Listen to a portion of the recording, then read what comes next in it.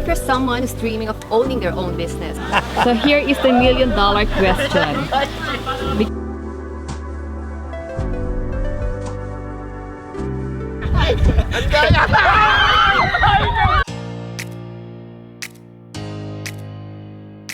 Keep calm and try rebooting. Hey Rebooters! If you're someone who's dreaming of owning their own business, or you may already have one, but it went plateau, it didn't actually took off, or you feel stuck, so please stick around because I want to share to you how my husband and I started Pinoy Grill restaurant with no business background, lack of skills in management. So everything that could go wrong did actually go wrong. And it is only by the grace of God that it still stands today. And I also owe it to all the staff of Pinoy Grill throughout the years. Nagutom na ako. Nagutom ka na, mahal? Oo, nagutom na. Nakakainis kasi. Ito walang malapit na Filipino restaurant sa West End para pag galing sa opisina order ka, tas take out. Hindi may food ka na sa bahay.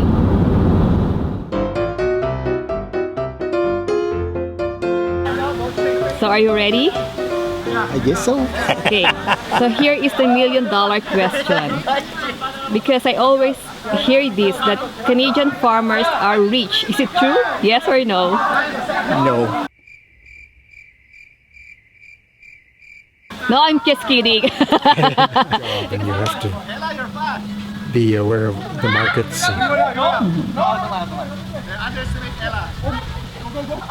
And you have to put in a lot of inputs, otherwise you don't get results. And sometimes the margin is very, very slim. Okay. And of course you're always dependent on the weather too, like determines. I grew up on the farm, and that's where I stayed then. I'm glad to still live on the farm anyway, the country. Well, I guess always put something away, a portion of your paycheck. I went into RRSP good, and then luckily that had built up, and we were able to build a new house, so that helped a lot. I imagine see some more countries, be traveling. That sounds great, right?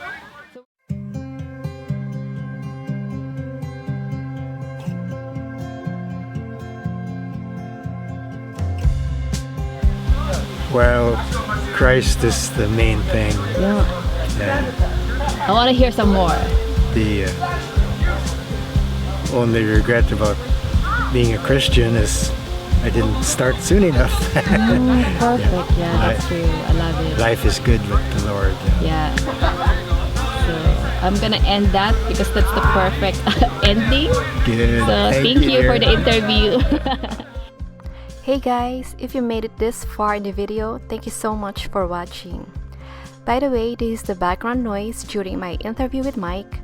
My friends taught their teens how to play patintero and tumbang preso. These were our street games when we were young back then in the Philippines.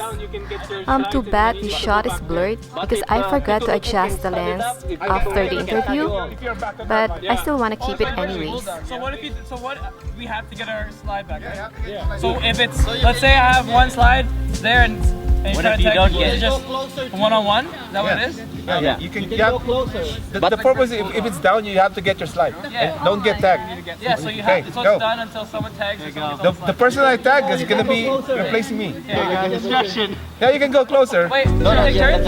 Just talking like this. Do we take turns? No, you can hit at the same time. Okay, guys. Oh, hi Jason. It's our last camping for the season, so we have to make the most of it. By the way, my husband did this DIY truck camper 2 years ago.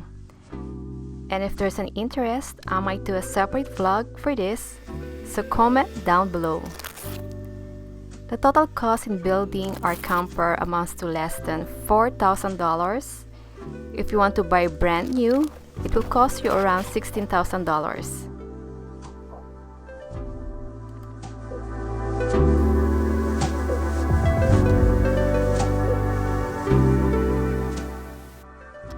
So this is how it looks like after the setup.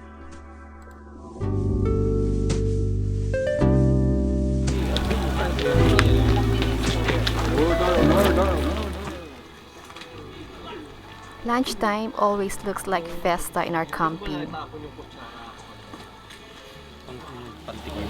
Kunya nagluluto. Kunya nagluluto. Bago siya das pa rin ito.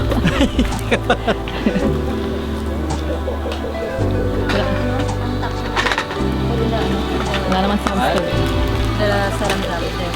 Sarandap. Di mo kita lang pala.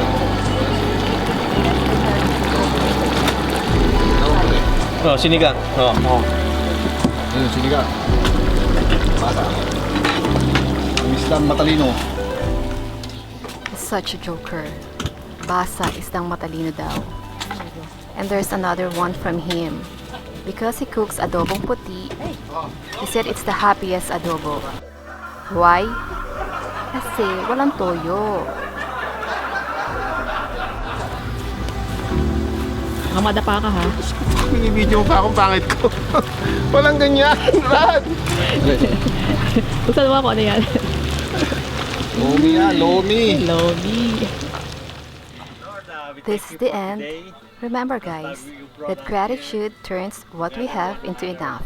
Lord, bless this food with your most precious blood. This is your Reboot Girl reminding you to keep calm and try rebooting. For the rest of the day. In Jesus' name we pray. Amen.